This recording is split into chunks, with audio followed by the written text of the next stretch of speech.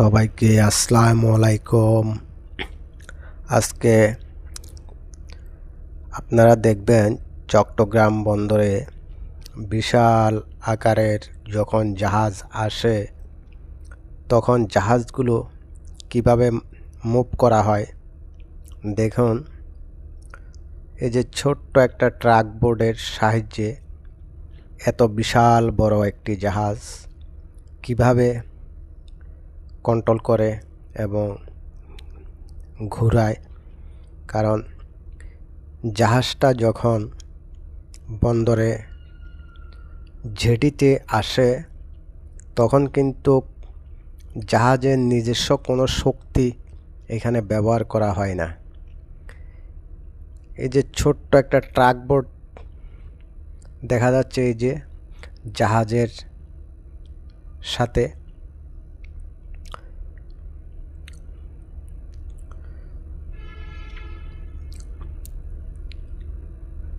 Truck board দিয়ে এত বিশাল আকারের এই জাহাজটাকে ঘুরিয়ে ফেলবে।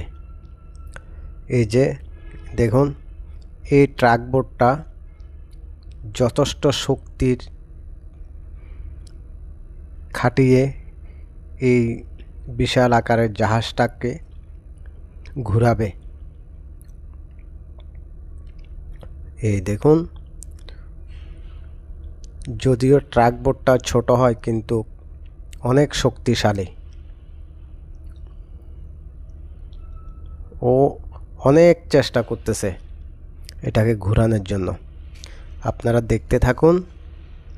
আর যারা আমাদের এই চ্যানেলটি সাবস্ক্রাইব করেননি, নতুন নতুন ভিডিও পেতে হলে আপনারা এই চ্যানেলটা সাবস্ক্রাইব করে দিন, বেল আইকনটি বাজিয়ে দিন, আর আমাদের পাশে থাকুন, সাথে থাকুন।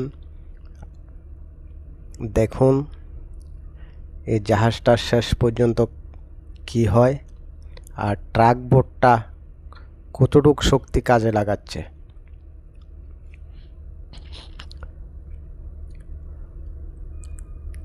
আস্তে আস্তে কিন্তু জাহাজটা ঘুরে যাচ্ছে। দেখুন, এই জাহাজে কম হলেও কন্টেইনার 1800 থেকে 2000 কন্টেইনার এই জাহাজে আছে।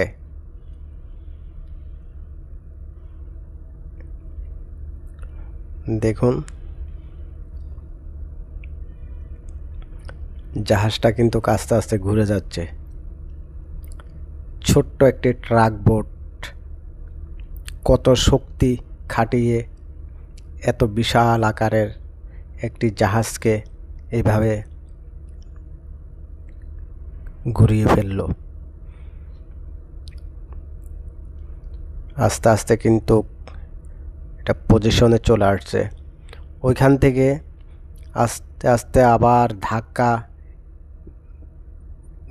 ধাক্কিয়ে কিন্তু বন্দরের সাথে বাজাই দেবে। আর এদিকে যে ছোট্ট যেই নৌকাটা আসছে, এর কাজ হচ্ছে বড় জাহাজ থেকে যখন দড়িটা আসতে ওখান থেকে ছাড়বে, ওই দড়িটা নিয়ে এদিকে পারে আরেকজনকে বন্দরে যেই অবস্থান করতেছে ওর হাতে দেবে।